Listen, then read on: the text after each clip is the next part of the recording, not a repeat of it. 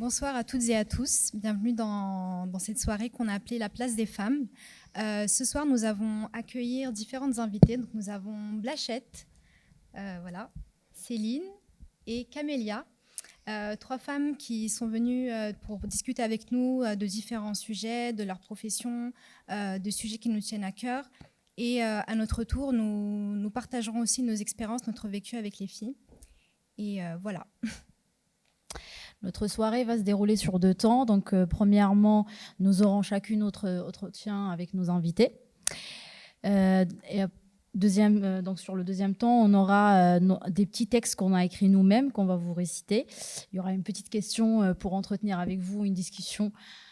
Et puis en dernier, donc on aura un petit buffet qui sera qui est offert donc par les ateliers Médicis. Et bien sûr, il y a un mini studio photo où vous pouvez faire votre portrait, mais aussi nos photos.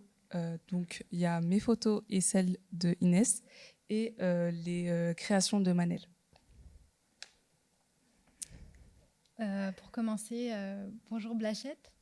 Bonjour. Alors, merci d'avoir accepté. On m'entend ou pas? C'est bon. Ah, c'est bon, okay, pardon. Merci d'avoir accepté notre invitation. Merci de m'avoir invitée. Je t'en prie. Alors, donc, pour ceux qui ne te connaissent pas vraiment, tu es illustratrice et dessinatrice. Tu as un parcours assez singulier puisque tu as fait des études de commerce, si je ne dis pas de bêtises. Non, c'est bien ça. Donc, tu as commencé tes aventures sur Instagram en postant tes dessins, tes aventures. Et petit à petit, tu t'es fait remarquer par différents médias, par différentes marques. Est-ce que tu pourrais nous en dire un petit peu plus sur comment ça s'est passé, pourquoi l'illustration, quelles ont été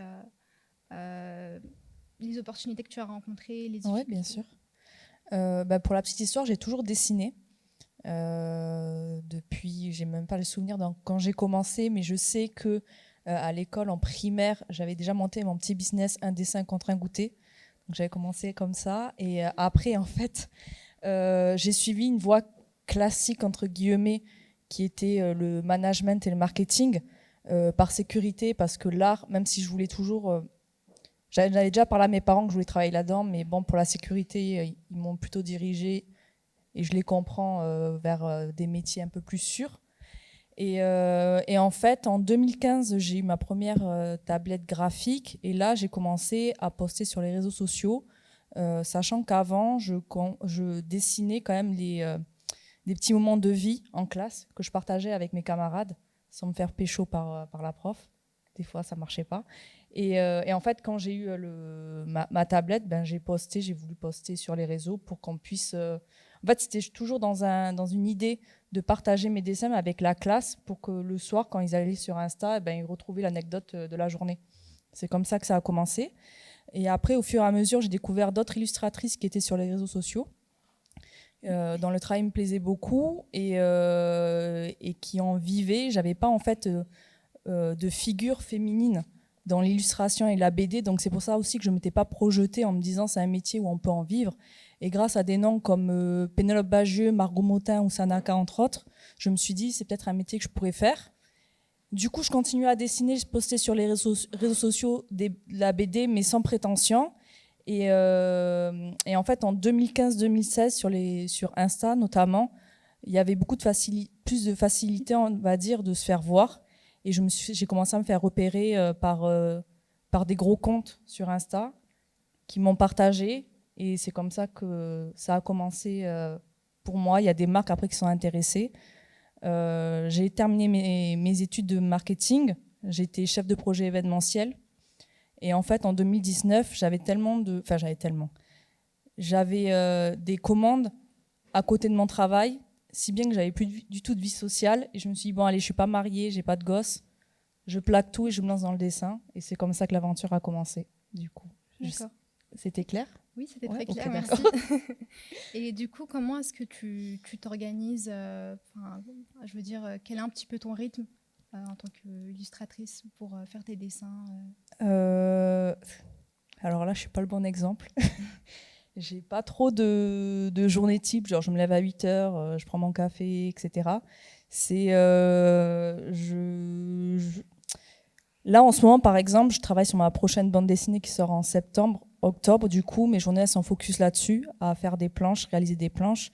Et à côté de ça, je dois quand même manger et payer mon loyer. Donc, il y a une partie aussi de la journée où je vais prospecter des clients sur LinkedIn, entre autres, pour avoir soit des collaborations sur les réseaux sociaux, parce que comme je suis pas mal suivie, je peux me permettre de faire des collabs, ou alors des trucs plus offline, donc pas du tout sur Internet. Voilà. Donc, Ok. mais après, j'ai pas de journée type, genre le matin je prospecte, le soir je dessine. C'est vraiment, je regarde par rapport à comment ça va se passer dans la journée. Voilà. Ça marche.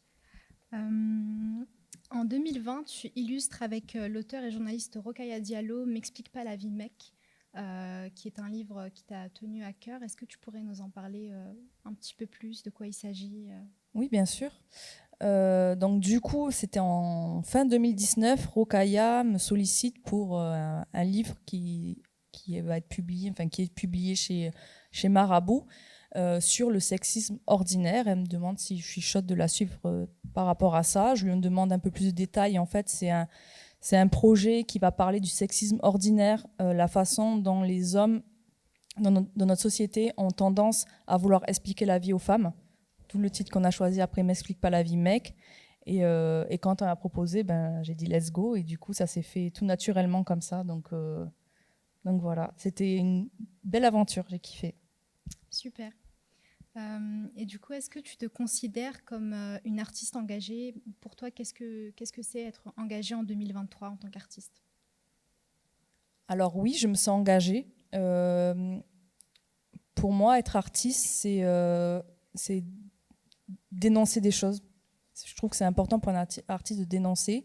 Et c'est entre autres à cause, je ne vais pas dire grâce à ça, que je me suis fait connaître sur les réseaux sociaux.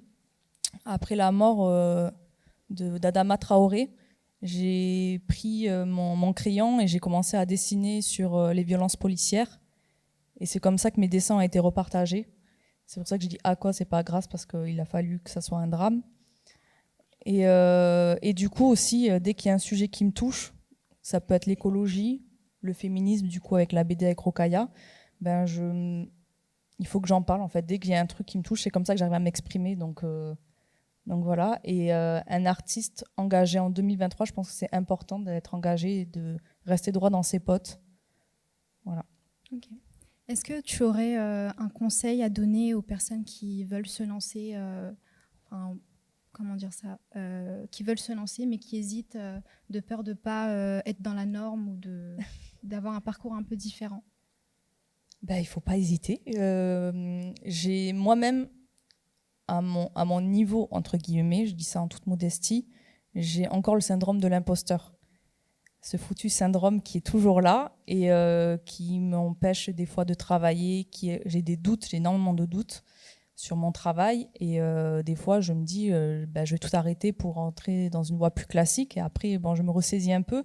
Donc, on a tous ces doutes, en vrai, peu importe le niveau. Et même en ayant discuté avec d'autres personnes, pas forcément dans le milieu de l'illustration, mais dans la musique ou même des journalistes, il y a ce syndrome qui est là. Et si c'est quelque chose qui vous anime, et que l'illustration, c'est ça. Je parle de l'illustration, mais c'est quelque chose qui vous anime, voilà, lancez-vous.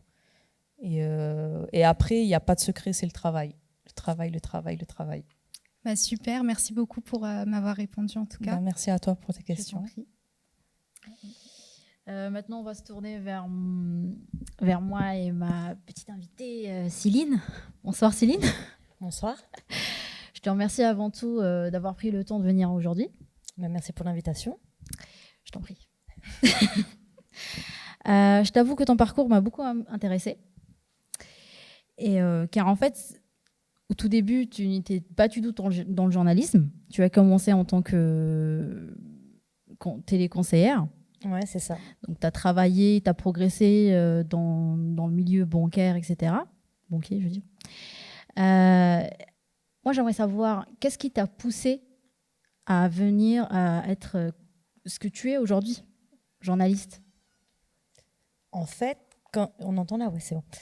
Quand j'ai commencé je suis rentrée dans la banque par effraction parce que c'est pas quelque chose c'était pas une passion pour moi, c'était pas une ambition particulière. J'avais fait un bac L, mais à l'époque, je n'envisageais pas de faire des longues études, j'envisageais pas d'aller à la fac parce que j'avais besoin d'argent. Donc j'avais un niveau très, très correct. Mais c'est vrai que je m'étais tournée vers un BTS en alternance. Et du coup, je fais un BTS à l'époque, ça s'appelait... BTS en marketing. Enfin, à l'époque, à la base, je voulais aller dans le tourisme. Et puis, il s'avère que j'ai eu mon bac en 2001, les attentats du 11 septembre, trouver une alternance dans une agence de voyage ou un truc comme ça. J'ai fait toute l'Île-de-France et en fait, ils ne prenaient plus personne à ce moment-là. Donc, je bosse pendant 1 an et il s'avère que je fais un CDD sur une plateforme type 7LM, en fait. Et puis après, je reprends les études et je fais une alternance, donc un BTS en alternance dans le marketing, et je fais mon alternance dans un établissement qui fait du crédit. À la fin, j'ai mon BTS et il me propose de rester. Donc, je commence dans les assurances, je fais un peu tout, téléconseillère, je vends du prêt personnel, après je pars en agence, je fais du prêt immobilier, après je change de boîte et je deviens analyste de crédit dans un siège. C'est passionnant, c'est intéressant, j'ai appris beaucoup de choses parce que j'étais dans un monde que je ne connaissais pas du tout. C'était des dossiers de très haut niveau, du gros patrimoine avec des gens qui avaient des études bien plus importantes que les miennes, des 3 bacs plus 5, 3 masters, il y en avait qui avaient fait Sciences Po, enfin, c'était quand même un autre monde que le mien. Donc j'ai quand même appris beaucoup de choses, point de vue juridique, point de vue immobilier, point de vue fiscalité, etc. C'était quand même intéressant, je vais pas nier, j'avais pas un métier inintéressant. Et j'ai appris sur le tas. Sauf que je me reconnaissais pas dans ce monde-là. Dans les propos que je pouvais y entendre. Il faut savoir que même si je dénigre pas du tout, parce que j'ai énormément appris, j'étais quand même dans un monde très privilégié et je trouvais qu'il y avait un certain mépris. Moi, je devais, sur mon dernier poste avant ma reconversion, je devais analyser des crédits du haut patrimoine et puis des fois, quand il y avait des discours qui vraiment, moi, me touchaient, quoi. Et méprisant à l'égard des classes populaires, etc. Et puis, alors que j'avais un CDI, que j'étais cadre, que j'avais une situation très correcte, on va dire, parce que comme j'avais moins de diplômes et que j'étais rentrée là par hasard, entre guillemets, j'étais moins payée que mes collègues, même au bout de 8 ans. Je me suis aperçue au bout d'un moment qu'il y avait aussi un plafond de verre. Je me suis dit, vous voulez pas me former pour que j'ai un bac plus 5 alors qu'ils pouvaient le faire et puis ils me faisaient miroiter certaines choses. Voilà, et je me dis, je vais faire un FONGECIF. FONGECIF, pour ceux qui ne connaissent pas, ça vous permet de retourner à l'école. Quand c'est accepté, vous êtes payé, vous allez à l'école dans une branche qui n'a pas forcément quelque chose à voir avec le métier que vous faites. Donc j'avais mon salaire. Pendant 1 an que j'ai été à l'école, j'ai fait un truc que j'aimais, donc une école de journalisme. Et en plus, j'ai été payée. Donc c'est juste royal. Donc j'ai eu beaucoup de chance de pouvoir être acceptée. J'avais monté un dossier béton. Je vous avoue que j'avais un peu pipoté quand même, parce qu'au début, il m'avait refusé, que j'avais fait appel. Et du coup, voilà. J'avais la chance aussi d'avoir un petit peu, en parallèle de mon parcours pro, d'avoir quelques connaissances aussi dans le milieu militant, y compris des journalistes aussi, qui avaient un parcours un peu similaire au mien, qui m'ont aussi beaucoup aidé pour monter mon dossier de FONGECIF. Et du coup, j'ai été acceptée. C'est important de dire que j'ai été aidée parce qu'en fait, on n'est pas là. Enfin, souvent, j'entends des discours où on dit ouais, je me suis fait tout seul, etc. C'est vrai que moi, j'avais pas de réseau à 18 ans. Donc, même si j'aurais voulu faire du journalisme, etc., pour moi, c'était inconcevable. Alors que j'aimais déjà quand même beaucoup le métier, le parcours et tout. Et si j'avais pas eu des gens à un moment donné qui m'avaient tendu la main quand j'ai demandé des conseils, je pense que je serais pas là aujourd'hui. Et qu'ils l'ont fait bien sûr sans contrepartie quelconque. Donc je fais cette école de journalisme qu'est le CFPJ. Je m'éclate pendant 1 an, je vais sur des sujets que j'aime beaucoup. Il faut savoir que quand je fais cette école, je suis la seule à venir de banlieue. C'est des reconversions, mais on n'est pas beaucoup, mais il y a la majorité, pour ne pas dire la quasi-totalité, qui sont déjà dans des médias, France Télévisions, TV5 Monde, etc. Et qui vont juste valider leur diplôme de journalisme, mais qui sont déjà dans les boîtes. Et on n'est que 2, dans mon cas, en fait, à ne pas être dans ce monde-là. Et sinon, tout le monde est dans Paris intramuros. Je fais cette école, tout se passe bien, j'obtiens mon diplôme, je kiffe. Franchement, c'est génial. Et puis à la fin, comme je fais pas de miracle, je fais pas de poste dans une rédaction. Donc je rentre la mort dans l'âme dans ma boîte en me disant bah, j'attends l'été, je prends mes congés payés et puis après, je commence à postuler dans une rédaction et essayer de trouver un CDI, enfin, un poste dans ce que j'aime, quoi. Parce que moi, j'avais une fille, enfin, j'ai toujours une fille, pardon, j'en avais qu'une à l'époque, pardon, excusez-moi. J'en avais qu'une à l'époque, j'ai un petit depuis, mais j'avais des responsabilités aussi qui fait que je pouvais pas enfin, voilà, je réfléchissais à comment mener à bien le truc et j'ai encore une fois eu beaucoup de chance puisque un mois après le fait que je retourne dans la boîte. Alors déjà, quand tu reviens après, au bout d'un an, et que tes collègues ont l'impression que tu les as abandonnés parce qu'ils n'ont pas été remplacés et qu'ils ont dû gérer en plus ta charge de travail, tu n'es pas forcément hyper bien accueilli, enfin, tu sens que voilà. Et en fait, un mois ou deux après que je revienne, bah, j'apprends que la boîte, il va y avoir un plan économique. Donc, qu'il va y avoir des reclassements et du coup, des possibilités de mobilité, d'indemnité, etc. Et donc, ça m'a permis, j'ai profité de ce plan, ça m'a permis après d'avoir du chômage, de pouvoir continuer à me former et puis de faire ce que je fais aujourd'hui, puisque j'ai la chance de pouvoir être indépendante. Mais ça m'a permis de rebondir en tout cas. Merci beaucoup, c'est très intéressant. En tout cas, tu as beaucoup pas si voyagé. C'était clair, mais moi, j'aimerais reprendre quelques trucs. Tu as dit que c'était méprisant, que tu as eu des propos qui paraissaient des fois choquantes et déplaisantes. Moi, j'aimerais savoir, est-ce que c'est pas par rapport aussi que tu étais une femme ? il y avait un rapport de classe qui est même, enfin, des fois, c'est même pas du... Je sais pas si c'est du mépris ou un peu une sorte d'exotisme. Je vais vous donner un exemple tout bête. À l'époque, j'habitais à Vitry. Et du coup, la plupart de mes collègues, enfin, il y en avait qui habitaient rue de Passy dans le 16e, ils faisaient vraiment des beaux quartiers. Et j'avais des discours avant de rentrer dans des comités de direction. C'était genre, hier, j'ai dîné avec mon ami le sénateur. Et moi, je disais, ouais, moi, j'ai mangé un grec à Vitry, quoi. En fait, je traversais le pont. Et du coup, c'est pas trop chaud quand tu rentres chez toi le soir, Céline. Enfin, voilà, ils avaient plein d'a priori. Le fait que j'étais une femme, ouais, clairement, on a tendance, moi-même avant, j'avais tendance à penser que le sexisme, etc., les blagues un peu, excusez-moi de l'expression, mais les blagues un peu salaces et tout, sur les femmes, c'était dans des milieux ouvriers, etc. Mais en fait, dans ces milieux-là où ils ont fait moultes études qui sont bac plus 25 et qui viennent de bonnes familles, enfin, franchement, le sexisme et les blagues, c'est vraiment abusé. Franchement, c'est vraiment... c'est censé être des gens, entre guillemets, éduqués ou qui se prétendent l'être. Mais c'est vraiment des réflexions sexistes. Alors, pas spécialement sur moi, hein, mais en plus, quand tu es jeune, ça rajoute. Mais ouais, c'est énorme dans ces milieux-là. Et pour toi, ça n'a pas été un frein?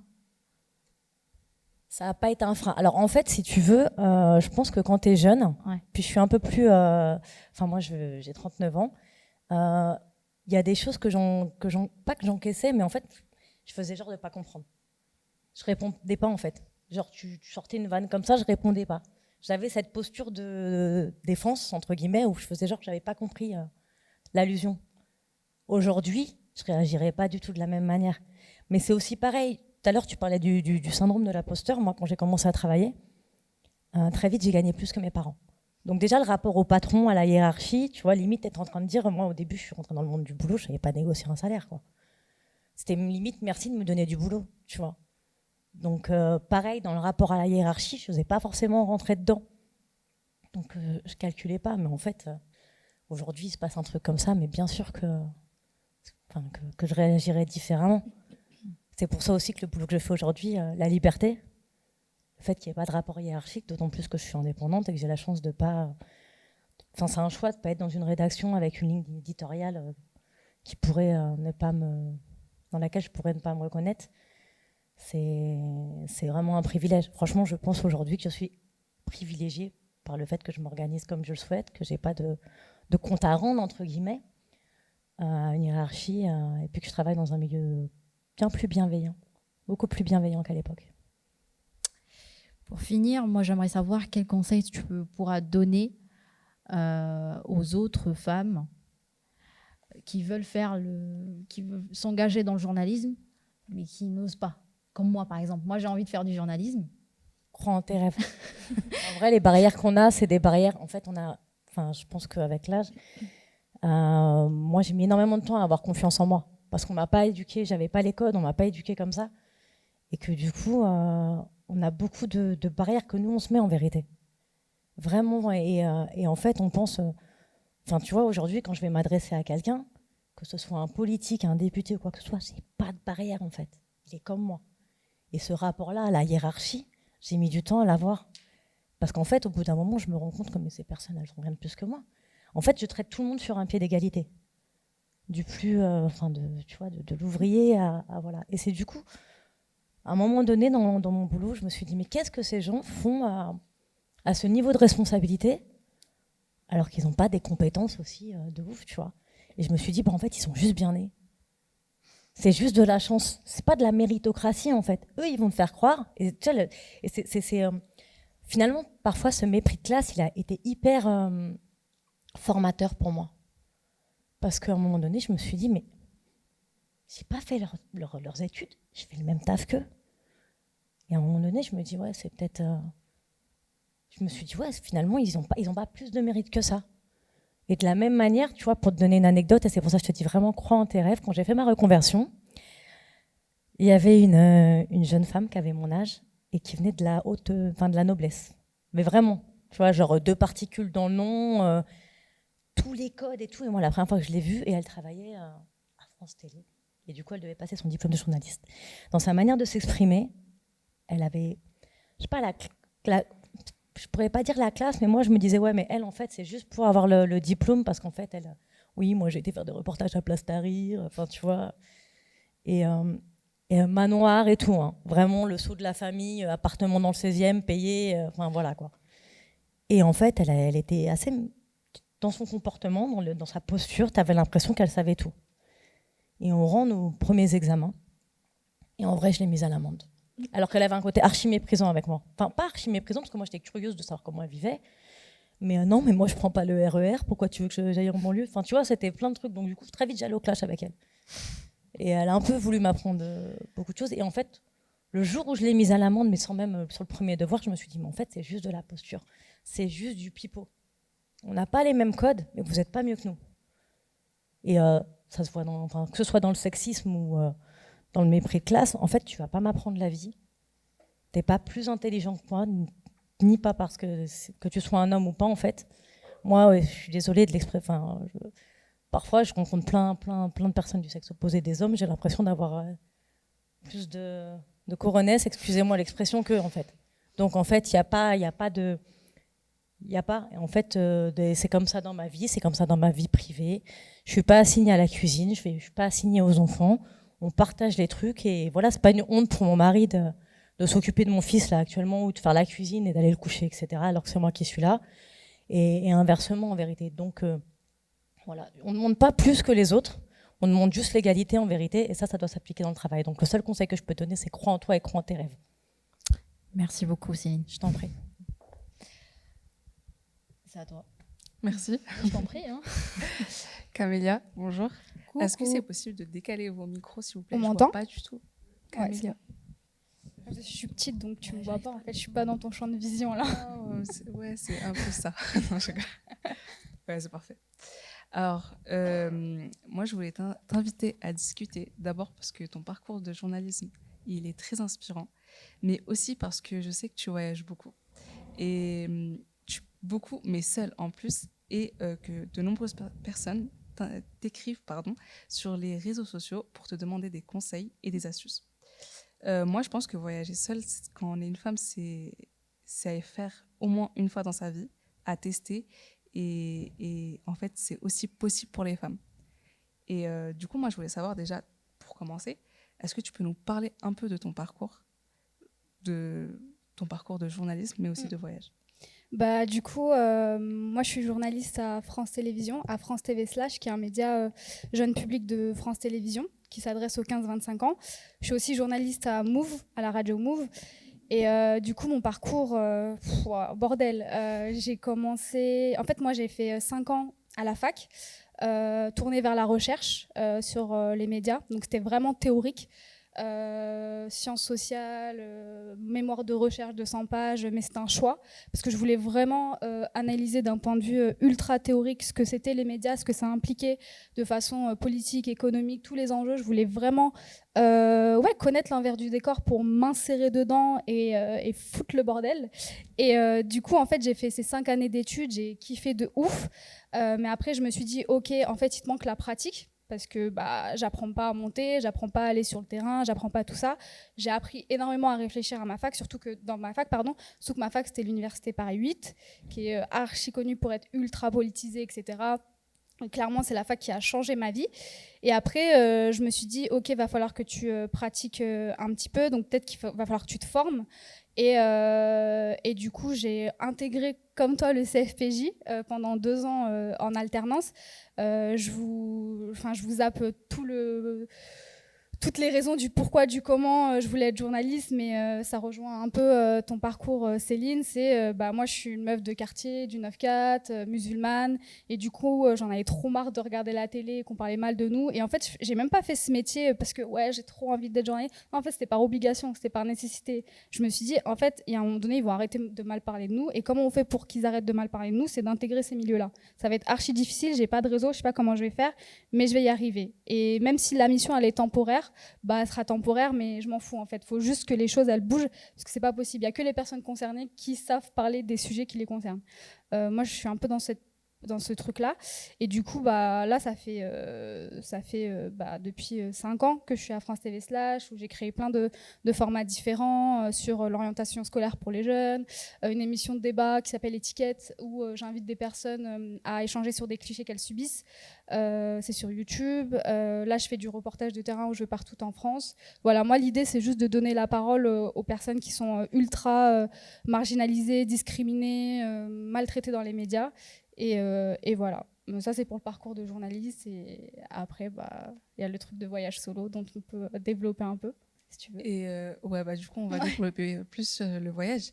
Et moi, je voulais savoir comment t'es passée de journaliste à voyageuse.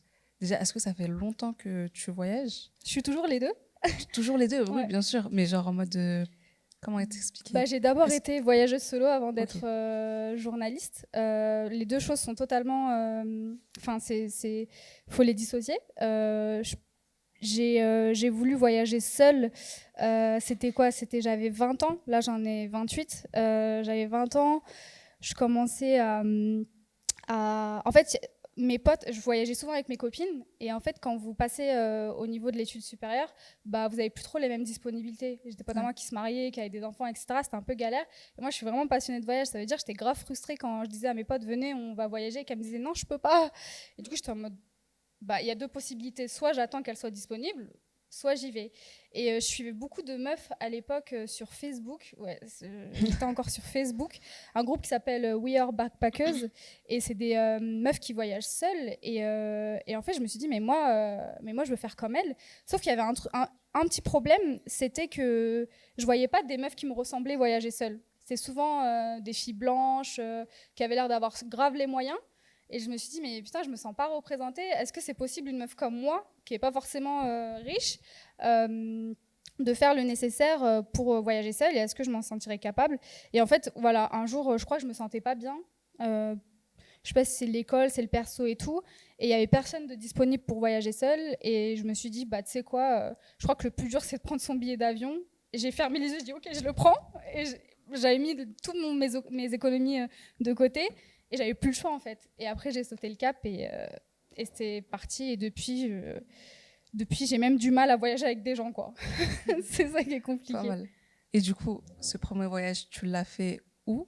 Et est-ce que tu as eu des craintes avant d'y aller? Est-ce que tu as eu peur Je t'avoue que le premier voyage solo que j'ai fait, je te jure que vous voyez la pub là où le mec il a le globe et il fait Australie. Mais genre j'ai fait comme ça, j'ai fait au pif et je suis tombée sur la Jordanie.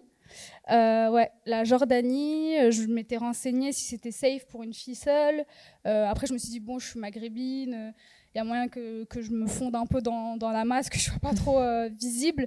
Et du coup, c'est la Jordanie que j'ai choisi. Les billets, c'était pas forcément cher. Après, évidemment, j'allais pas dire je vais aller au Japon, hein, j'ai pas les thunes, hein, mais Jordanie, en fait, c'était hors période, c'était hors saison, haute saison.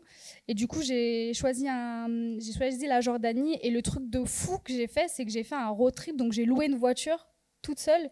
Et genre, je me suis fait un itinéraire de toute la Jordanie, tout ça. Je sais, là, avec du recul, je sais pas comment j'ai fait ça. Genre, moi, je conseillerais pas directement de faire un road trip toute seule. Genre, c'est une dinguerie.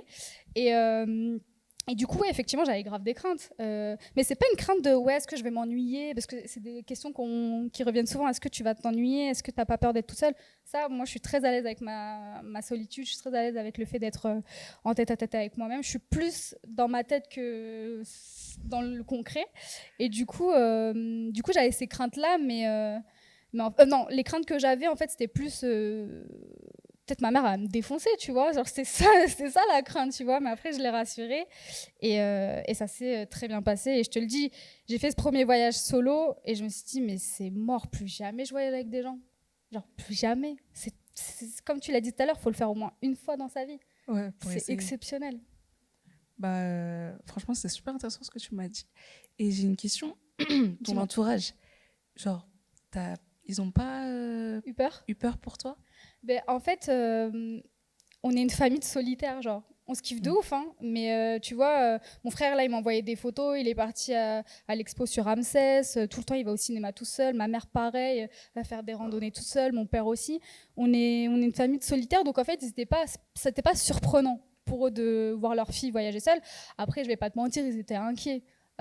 Surtout ma mère, elle voit que je prends mon sac à dos et que je me barre.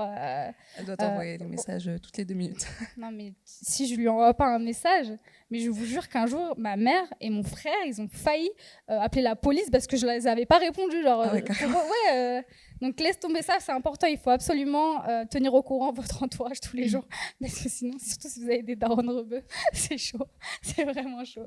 Donc, je crois que c'était la première crainte, c'était pour le premier voyage, et maintenant ça y est, ils sont habitués. Et je vais encore plus loin maintenant que la Jordanie. Tant mieux. Et question sécurité, est-ce que tu as des astuces à partager aux autres? Est-ce que pour te protéger, est-ce que tu as des astuces ou pas? Comme je le disais là, je pense que déjà, il faut dire tous les jours à des gens de confiance où est-ce que tu es, que ce soit ta famille, tes potes et tout. Ça, c'est un truc que je fais tout le temps, tous les matins quand je pars à l'aventure. Je dis à mon frère, ma mère, mon père, là, je vais faire ça. Normalement, je reviens vers cette heure-là. Parce que c'est bien que les gens, que ton entourage sache quand même exactement où est-ce que tu te situes. Après, tu peux mettre la localisation sur Snap et tout. Ça, je sais que ça peut le faire, mais ça, je le faisais au début. Maintenant, ça y est. Et après, question sécurité, j'avoue que je suis un peu une meuf ennuyante dans le genre où le soir, moi, je sors pas trop. Mais même en France, tu vois. Genre, je suis grave une casanière. Ça veut dire, tu vois, tout ce qui est soirée, aller boire un verre... je le fais pas. Donc moi, je fais ma journée, je me lève super tôt, je fais des randonnées de fou malade et tout. Je suis épuisée, je vais juste manger le soir au restaurant jusqu'à 22h et après je rentre, tu vois. Ça veut dire, généralement à 22h c'est encore blindé dans les lieux touristiques, donc ça va, c'est assez safe.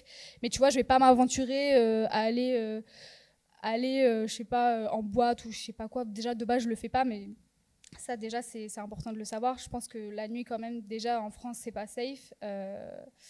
C'est un truc généralisé, la nuit c'est pas safe pour une meuf, tu vois. Okay. Et après, l'instinct. Faut toujours, moi, je sais que je suis toujours mon instinct. Si je sens une meuf ou un gars bizarre, je dis une meuf parce que la dernière fois, c'était une meuf qui m'avait fait un truc bizarre. Mais quand je sens quelque chose de bizarre, je me fais confiance et je me dis, oh, je sais pas, là, je me sens pas à l'aise dans la situation. Je préfère couper court. Suivre son instinct. Si dans un lieu, tu te sens pas à l'aise, si dans un endroit, si dans un hébergement, tu te sens pas à l'aise, tu prends tes clics et tes claques et tu te barres. Mais franchement, j'ai rarement eu affaire à ce genre de situation. Je sais que c'est surprenant, mais c'est vrai, c'est la vérité. Non, mais tant mieux pour toi. Ouais, je touche. Je veux pas que vous retrouviez un article dans Le Parisien bientôt. Mais non. Est-ce que tu as un pays où tu sais que c'est pas safe du tout pour une fille, une femme qui va tout seule?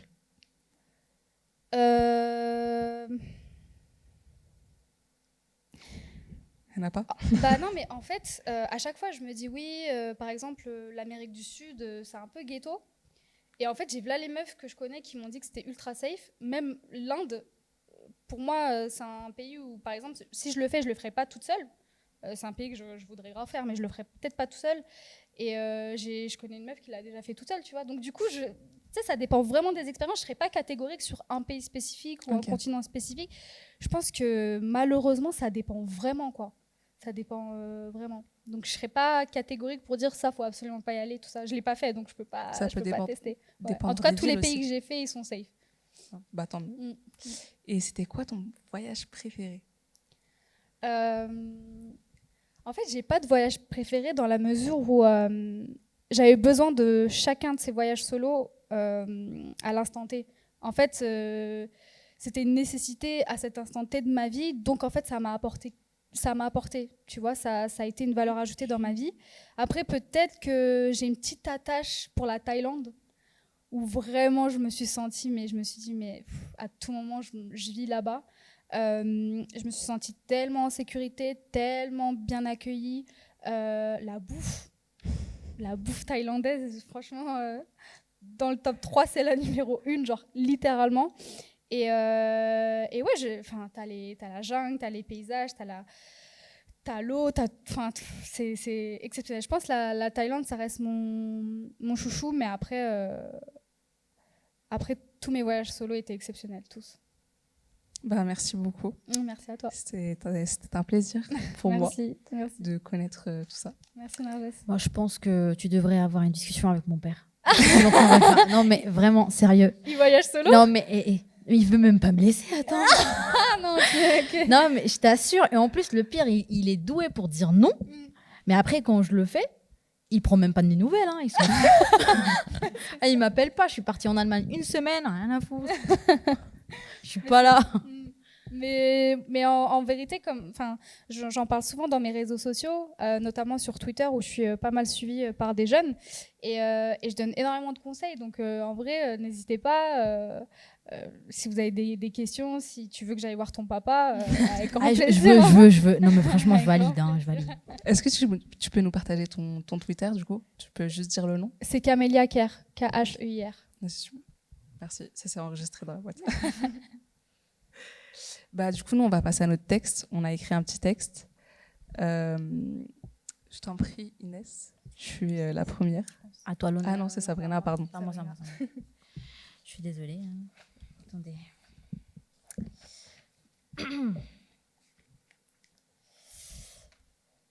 Alfred des... Ah, pardon. J'ai du mal avec le micro. Attends. Vous m'entendez? Merci. Alfred de Musset a dit un jour: tout vrai regard est un désir. Et Georges Herbert a poursuivi: un regard est dans tout pays un langage. Quand je suis face à quelqu'un, par maladresse, je ne m'identifie pas. Je suis plongée dans l'ignorance. Seul le regard peut me ramener à la réalité. Je déteste le regard, au point au fait où je ne regarde personne dans les yeux. Ceci me pèse.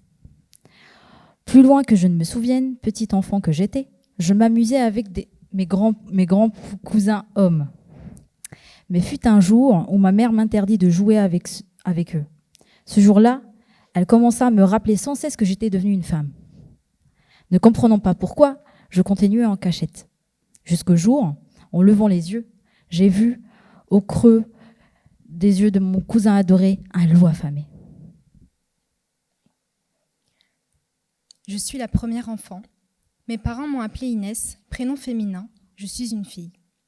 Quand je regarde les albums et les photos de famille de l'époque, je constate en premier ma coupe de cheveux, une coupe au bol, fléau des enfants des années 2000. J'ai longtemps eu un rapport étrange avec ma féminité en tant qu'enfant. Notre père nous achetait des fringues de mec. Je me souviens d'une photo de classe avec mes Nike TN. En grandissant à partir du collège, une des premières choses que je remarquais, c'était l'importance que les filles accordaient à leur apparence. Moi, je me sentais étrangère à ça. Cet univers m'était inconnu. À l'âge de 14 ans, était venu le moment de la rébellion. Un jour, je fais croire à ma mère que je vais au salon de coiffure pour me faire un carré. Une fois au salon, je demande une coupe garçonne. Comme si je voulais renouer avec la moi enfant. Avec le recul aujourd'hui, je pourrais parler des moqueries, du harcèlement de mes camarades, des railleries de mes proches, du regard que portaient les autres sur moi, tout ça à cause d'une coupe de cheveux. Mais aujourd'hui, je parlerai de mon sentiment de liberté, de me définir selon mes envies et non celles des autres. Au fond, c'est peut-être ça être une femme. J'avais 7 ans. C'était les vacances d'été dans mon pays en Tunisie. Ce jour-là, je devais aller chez le coiffeur. Ma grande sœur et mon grand frère me préparent et me disent que j'aurai une belle coupe. Une belle coupe pour les filles. Moi, je m'imaginais déjà avec les cheveux lisses. On part en direction du salon de coiffure. Avant d'entrer, je vois mon oncle avec du piment sur sa moto. Il me montre me menaçant et me dit « Si t'écoutes pas, je te mets le piment dans ton nez. » Mais je comprenais pas. J'étais calme. Jusqu'au moment où on me met sur la chaise du coiffeur. Je m'assois, je tourne la tête. Et là, je vois, il n'y a que des hommes autour de moi. C'est le moment où je comprends que ma famille a décidé de me faire une coupe garçon. Mais moi, je veux pas. Je me bats avec le coiffeur, mon oncle, mon frère et ma sœur.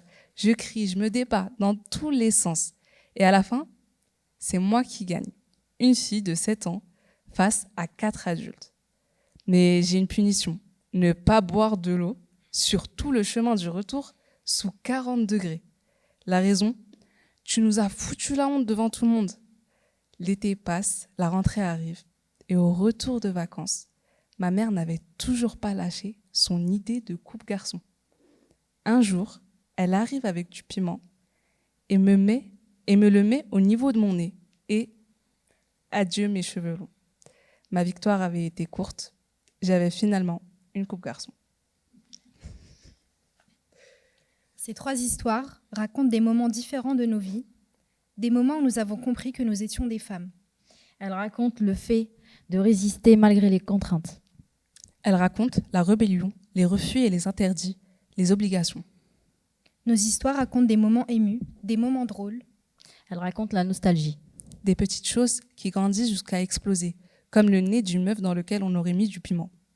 Raconter notre vécu, c'est se demander ce à quoi on a le droit ou pas le droit en tant que femme. C'est se demander si c'est la même chose pour les garçons. Par exemple, si un garçon qui veut se laisser pousser les cheveux ou se les colorer vit les mêmes choses que nous.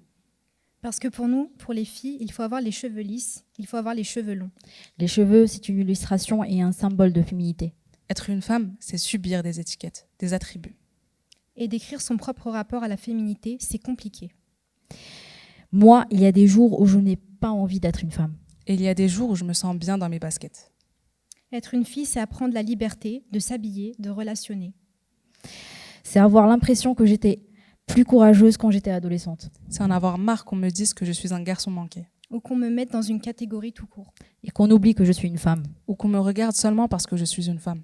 C'est en avoir marre d'avoir peur de rentrer chez soi parce qu'un mec me regarde encore avec insistance dans le RER.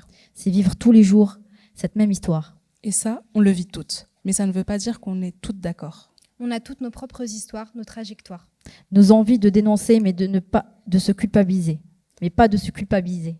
C'est pour ça qu'on organise cette soirée et qu'on voudrait demander à nos invités. Et vous, c'est quand la première fois que vous vous êtes sentie femme? Merci.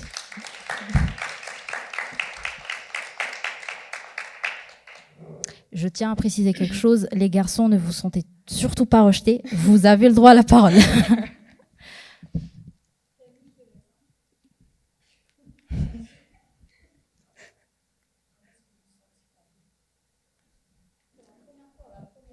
Est-ce que c'est possible de prendre le micro? Le micro.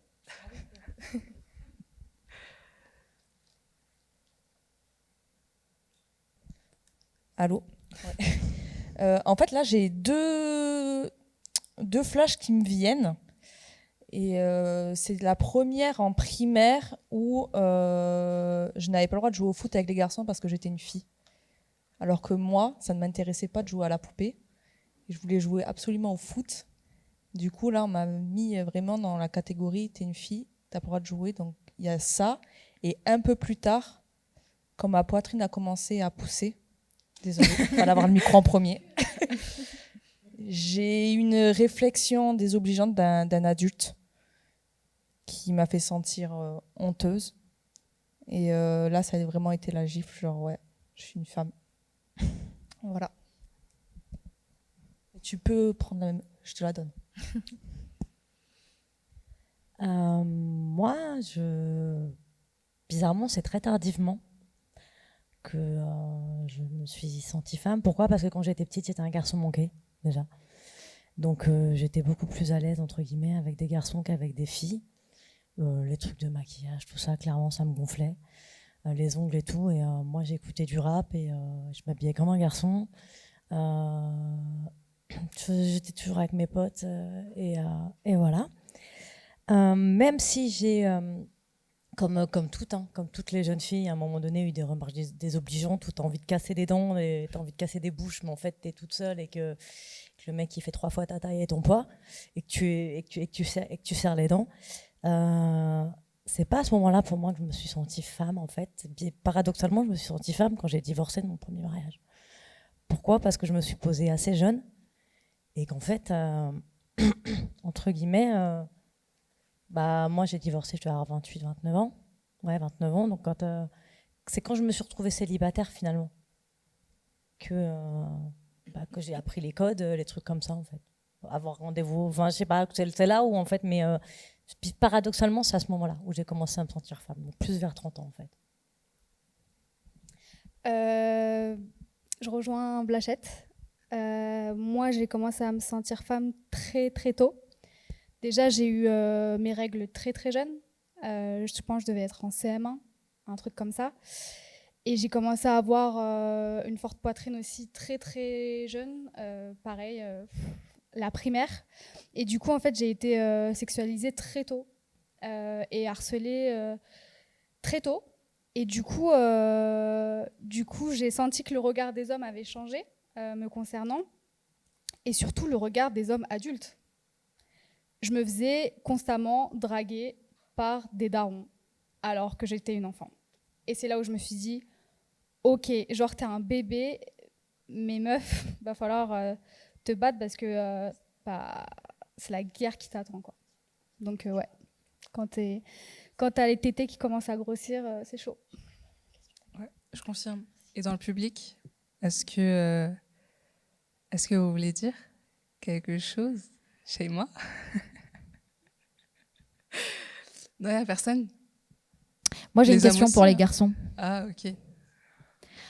Bon, pour les garçons, les mecs, j'ai une question pour vous.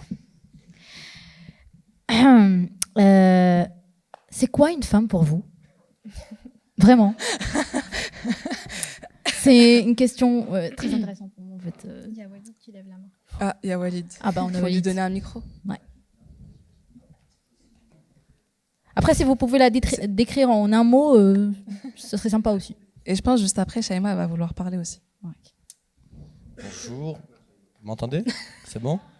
Bonjour, voilà, moi je m'appelle Walid, je suis un garçon visiblement. Et du coup, On te voit. Merci. Je t'en Du coup, prie. pour répondre à ta question, qu'est-ce que c'est qu'une femme? En un mot, pour moi, par exemple, c'est ma mère. Enfin, par exemple, moi, ma mère, c'est une femme. Enfin, je veux dire, en fait, moi, je les considère comme être importants et aussi. Il y avait un dicton que Hassan II disait à l'époque, c'est que l'homme et la femme, c'est comme des frères siamois. Et du coup, moi, je considère la femme aussi comme une sorte de frère siamois, sans après tomber dans la masculinité. Bref, voilà. Si tu la décrirais en un seul mot, Je viens de te le je dire. vais pas te lâcher, t'inquiète. C'est bon? Ouais, c'est Siamois? bon. Ok, d'accord. Vas-y, Qu'on Axel. forme une équipe en fait, c'est ça. Ouais, c'est ça. Tu peux donner le micro à Shaima parce que je sais qu'elle veut parler. Ouais. Je t'en prie. C'est- Maintenant que tu m'as initiée, je vais pas dire non. En fait, j'ai pas besoin du micro. Mais si, c'est pour enregistrer. Ouais. Ah, parce que ça me stresse d'entendre ma voix. Alors, du coup, moi, c'est Shaima. Je vais répondre à la question à partir de quel moment j'ai commencé à me sentir femme, parce que je voulais parler, mais j'osais pas forcément. Alors, c'est un point assez sensible de ma vie, on va dire. C'était. Attendez. J'ai commencé à me sentir femme à partir du moment où on a usurpé mon identité pour faire des comptes fake Instagram où on faisait des montages photos. Désolée si j'ai la voix qui tremble, ça me touche un peu. où on a fait des montages photos avec ma tête et des corps exhibés, alors que je n'avais qu'11 ans, j'étais au collège. Et à ce moment-là, en fait, j'étais en 6e. Et puis, il y avait les 3e. Quand on est en 6e, les 3e, c'est vraiment des grands par rapport à nous. Et ça m'arrêtait dans les couloirs et ça me demandait est-ce que c'était moi. À ce moment-là, le fake s'appelait La Pêche. Est-ce que c'était moi La Pêche? Et ça a duré 11 ans, ce compte fake, jusqu'à un jour où j'ai failli me faire, on va dire, kidnapper devant mon lycée et sans que personne n'ait réagi. C'est vraiment à ce moment-là où j'ai commencé à me sentir femme, où je me suis dit que le regard, il est... Je ne sais pas quel terme utiliser, mais le regard des hommes envers moi, enfant que j'étais, a été sexualisé par rapport à des fakes. C'était même pas moi, en fait. Bref, je ne sais pas comment expliquer, quel mot mettre dessus, mais voilà. Est-ce qu'aujourd'hui, tu as réussi à, comment dire ça, te réapproprier ton image, ou est-ce que tu as encore du mal des fois à... Enfin, est-ce que ça t'a vraiment traumatisé En fait, les fakes, ils sont encore d'actualité. Donc, j'ai beau essayer de me réapproprier mon image. La plupart des gens de la ville et qui me connaissent et que moi, je ne connais pas, ont cette image de moi, du fake, et pas de moi en tant que Shaima, quoi. Donc, non, j'ai toujours pas réussi à me réapproprier mon image. J'ai pas porté plainte vu que c'était un membre de ma famille, mais plus le temps y passe, plus je me dis que je devrais le faire, mais c'est dur. C'est plus dur à faire qu'à dire. J'ai plombé l'ambiance. T'as pas réussi à faire supprimer ces comptes-là, en fait, c'est ça? Comment? T'as pas réussi à faire supprimer les comptes en question? Ah, mais j'ai beau les supprimer, c'est déjà, j'ai pas la main dessus. Et puis j'ai beau signaler, on va dire, avec plusieurs personnes qui me soutiennent, les comptes, ils sautent pas aussi facilement. Et puis, un compte va être supprimé et rebelote. Ça va être recréé, c'est ça? C'est ça, c'est exactement ça. Mais t'es jamais parti le voir, le menacer ou quoi? C'est parti super loin. Sans rentrer dans les détails, c'est parti super, super loin. Okay. Moi, je t'incite à porter plainte. Hein. Ouais, moi aussi. On est là, hein. Moi je peux suivre. Hein. Non, je peux venir. Hein. Je vois des psys pour essayer de porter plainte, mais ça marche toujours pas. C'est compliqué comme phase, on va dire. Quelqu'un d'autre a... Du coup, moi je m'appelle Ilham. Enchantée. Du coup, pour répondre à la question, moi je vais dire que c'est plutôt quand j'ai commencé la boxe, qui est déjà considéré comme un sport masculin, on va dire. Donc, on va dire qu'on est généralement sous-estimé quand je vais combattre contre quelqu'un. Mais bon, au final, quand ils se mangent mes poings, ils comprennent que voilà quoi. Et on va dire qu'il y a eu ça. Et aussi, sujet compliqué aussi. Mais on va dire que j'ai eu un coach de boxe assez malveillant qui... comment dire qui, on va dire... qui abusait, on va dire, des filles et des femmes qui étaient dans le club. Du coup, voilà. Et vous avez porté plainte, du oui. coup? Et tu peux pas parler de ce qui se passe maintenant que vous avez porté plainte? Est-ce qu'il lui est arrivé quelque chose? Pour le moment, il est sous contrôle judiciaire, okay, en attendant un procès. Tant mieux. J'espère qu'il va perdre. Ah mais c'est fou, en fait. Je suis choquée là, des histoires. Ouais. Désolée, c'est mon son. Merci à vous en tout cas.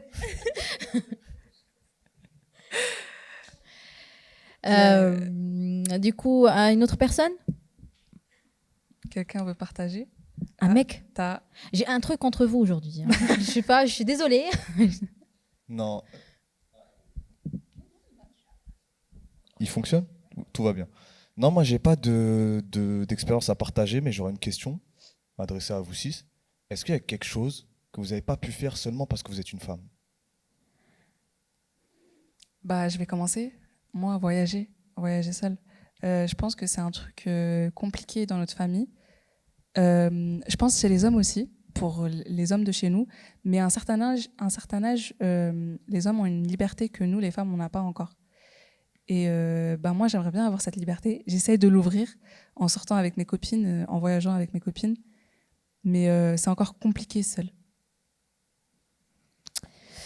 Moi, si tu veux, c'est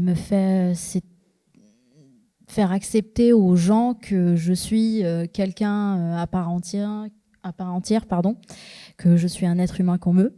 C'est ça que j'ai du mal à faire accepter, surtout aux membres de ma famille. C'est très compliqué, mais je me bats jusqu'aujourd'hui en fait pour le faire savoir et pour le faire comprendre. Et puis, on espère que ça va réussir. On espère tous. Moi, ça a été dû à une expérience il y a 3 ans parce que j'avais une opportunité d'aller dans une école d'art. J'avais été prise dans 3 écoles d'art, une à Tours, une à Angers, une à Le Mans. Mais mon père s'est opposé à ce choix-là. Ça a été un choix qui m'a énormément blessée parce que je ne comprenais pas forcément pourquoi à cette époque il ne voulait pas. Et c'est quelque chose qui m'a un peu travaillé parce que j'ai un petit frère aussi qui pense et qui dit tout le temps qu'il va prendre son indépendance très tôt et ça choque visiblement moins.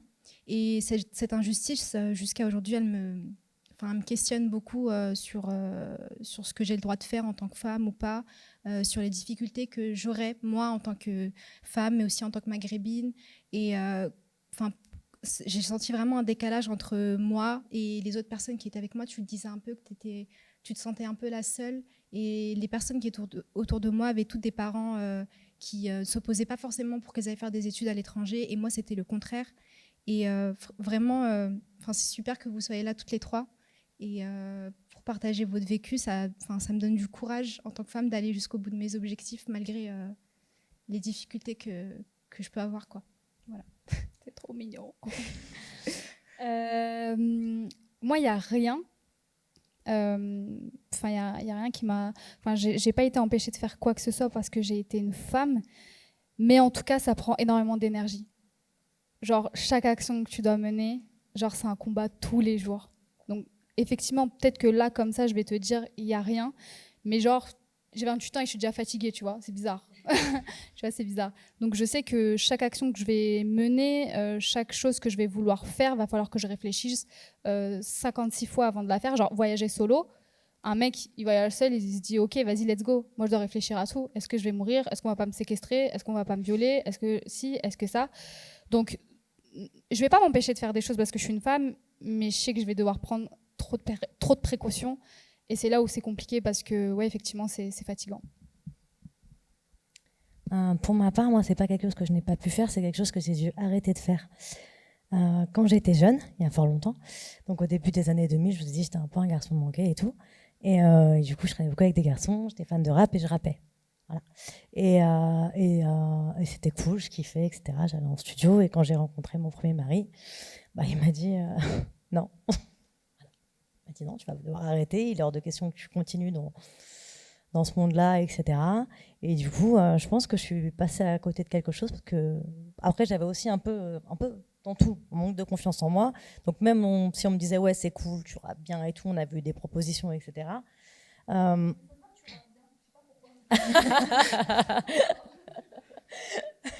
En tout cas, à l'époque où ça commençait vraiment à... Puis il n'y avait pas les réseaux sociaux à l'époque aussi, tu vois, depuis les années 2000, il y avait où on commençait à avoir des propositions parce que je rappais plus ou moins dans un groupe et j'étais la seule nana.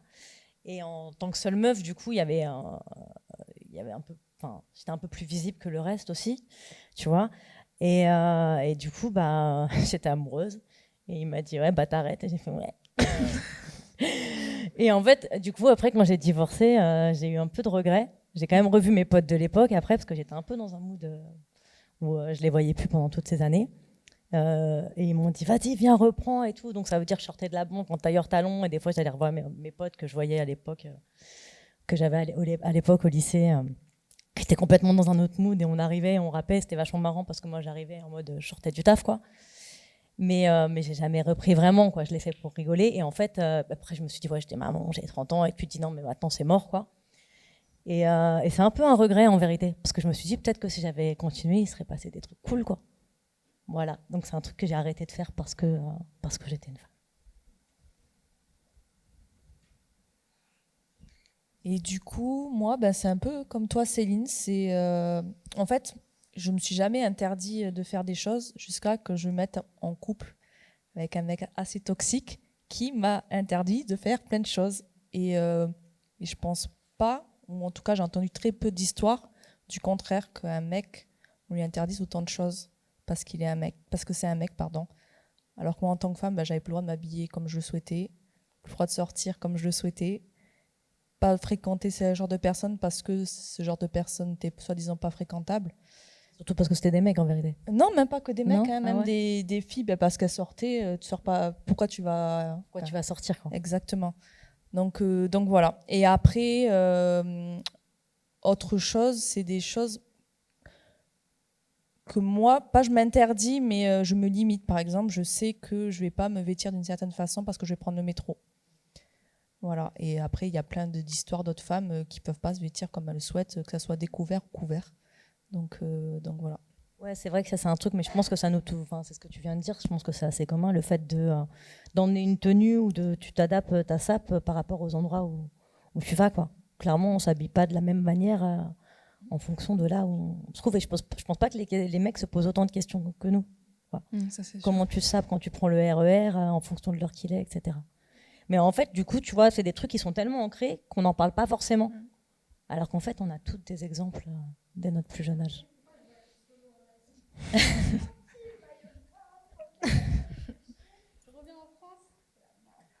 Il faut prendre le micro. Il y a Manel qui veut dire aussi un petit mot. Est-ce qu'on peut lui prêter un micro? Merci. Merci. En fait, moi, je voulais revenir sur la question de à quel moment je me suis sentie femme. Et en fait, depuis tout à l'heure, je suis en train de réfléchir et j'arrive pas à trouver ce moment. Et je suis en train de me dire carrément que je sais pas en fait si je me sens femme. C'est pas un coming out non binaire, hein. Mais c'est vraiment juste que je suis en train de réfléchir et je me suis jamais approprié cette image de femme. Et enfin, mais depuis que je suis petite, j'ai toujours traîné avec les garçons. J'ai jamais fait, enfin, pareil, j'ai une couple garçon. Moi, je jouais au foot avec les garçons, genre aucun souci. Et j'avais plus de problèmes avec les filles carrément. Et ouais, enfin, j'arrive pas là à 20 ans. Je pense que je suis en train de comprendre que je suis une femme. Et il n'y a pas eu ce truc de passage, les règles, les seins. Enfin, genre moi, ça arrive vraiment super tard. Ça veut dire que j'ai pas eu cette différence en fait. Je l'ai pas vue en fait. Et ouais, enfin, je pense que c'est vraiment là maintenant que je suis en train de me forcer en fait à devenir femme parce que j'ai 20 ans et que j'arrive pas à me sentir femme en fait. Si je peux rebondir, parce que cette réflexion-là, ça fait pas longtemps que je suis en train de me la faire. Est-ce que parfois, parce que j'ai l'impression qu'il y a un truc qui nous lie tous, c'est le fait d'avoir été un peu garçon manqué. Est-ce que c'est pas juste de la survie parfois d'être un garçon manqué pour juste se fondre dans la masse et qu'on ne fasse pas chier? Moi, je sais qu'en fait, je traînais avec les garçons aussi également. Je les kiffais, tout ça, ça se passait super bien et tout. Mais est-ce que c'était pas une forme, là, je médite avec vous, hein, une forme de misogynie intégrée où je me disais, faut que je montre que je suis pas comme les filles pour faire en sorte qu'on me fasse pas chier. Ouais. Et aujourd'hui, à 28 ans, je t'assure que je me rends compte que parfois j'ai eu des mécanismes où je voulais juste qu'on m'oublie, que je me fonde dans la masse. Et en fait, malheureusement, dans la cour de récré, pour te fondre dans la masse, il faut que tu sois du côté des garçons. Mais c'est vrai. Ouais. Et ça, c'est très récent. Je pense que c'est ça en fait. Ouais. Et en fait, c'est juste ce truc de pas accepter de vouloir être une femme. En fait. C'est juste un ça. rejet. C'est peut-être comme tu le dis, je te rejoins, c'est complètement de la protection. Et c'est pour ça, tout à l'heure, quand on me disait, ouais, à quel âge tu t'es sentie femme, c'est à partir après mon divorce, parce qu'avant, en vérité, si tu venais me parler, il fallait que tu aies le cœur accroché, en fait. Parce que j'avais une tête de porte de prison. Et d'ailleurs, moi, je me souviens de mes cousines, quand je commençais à sortir avec elles, elles me disaient, mais personne ne va jamais venir nous parler. Tu ressembles à un pitbull, meuf. En vrai, elle me disait, mais dégage, quoi. Elle voulait un peu être dans l'ambiance. Mais je le faisais pas exprès en vérité. C'est-à-dire que je le faisais pas exprès. J'avais vraiment une tête énervée tout le temps. Parce que tu sais que si tu souris dans la rue, même parce que tu penses à un truc sympa, alors surtout quand on est jeune, on va pas se mentir, un mec il va prendre ça pour lui alors que juste en fait tu penses à un truc drôle ou un truc qui te fait kiffer et qu'on va prendre ça pour un appel quoi. Alors qu'en fait non, ne viens pas me parler. Je dis pas non plus qu'il faut être dans la posture de la meuf hyper agressive tout le temps. Mais en même temps, ouais, je pense que c'est un instinct de protection, que ce soit dans la tenue vestimentaire qu'on adopte, mais aussi dans nos expressions de visage, quoi. Mais en fait, il y a cette différence entre représenter ce qu'on est intérieurement, donc c'est-à-dire s'habiller en femme, mettre des talons, et ne pas se sentir comme on habille. Enfin, je sais pas comment expliquer, mais par exemple, si on est un garçon manqué, le fait qu'on s'habille en garçon, c'est peut-être pour un peu rejeter ce qu'on est, en fait. Après, il y a aussi peut-être le fait d'être à l'aise avec son corps. Ouais, il y a aussi, tu vois, il y a aussi tout ce truc-là. Moi, je sais qu'à 20 ans, j'avais pas du tout... Enfin, la confiance en soi, c'est aussi ça, tu vois. Donc aussi le fait de se cacher, etc.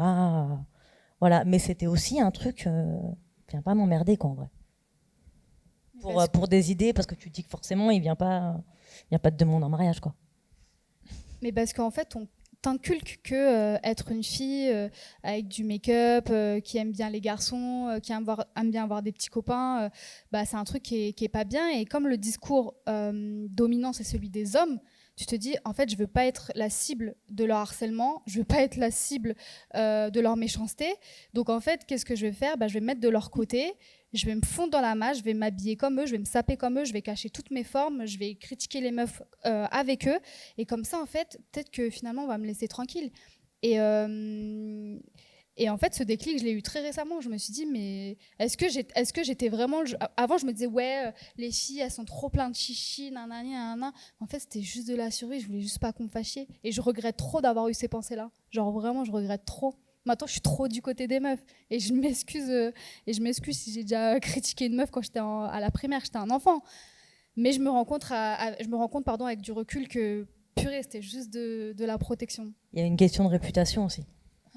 Ça, je veux en faire un sujet, ça. Voilà, il y a une question de réputation. À quel genre de meuf tu vas être... pour qui tu vas être pris, en fait. Prise. Peut-être moins aujourd'hui, parce que les filles d'aujourd'hui, je pense qu'il y a quand même une évolution. Ouais. Moi, c'est d'assumer, etc. Enfin, moi, des fois, je discute avec... je me dis, ouais, elles assument, les meufs, en vérité. Et c'est cool. Mais la question de la réputation, qu'est-ce qu'on va penser de moi, etc., c'est quand même important. Et au-delà de ça, je suis une femme, je suis aussi une mère. J'ai une fille qui va avoir 14 ans. T'as les mêmes, j'ai des craintes, quoi. Il y a des craintes aussi, donc aussi de lui dire de faire attention à la manière dont elle s'habille, etc. Il y a des choses aussi, c'est aussi un instinct de protection, je pense. Enfin, c'est pas, je pense, j'en suis convaincue. Bon, contrairement à vous, je faisais le garçon manqué pour montrer que je suis forte. Que je sais me défendre et que je suis là en fait et que j'existe. En tout cas, on est arrivé à la fin, donc je vous remercie tous et à toutes d'être venus ce soir. J'espère que la soirée vous a plu. Je veux juste jeter un petit mot, juste pour vous dire qu'en fait, on n'est pas un bout de viande. On n'est pas une machine à laver ni une machine à vaisselle. On est des humains comme vous, on respire comme vous et on est en fait des êtres humains qui se complètent et qui se ressemblent. Donc merci de nous accepter comme nous sommes. Merci.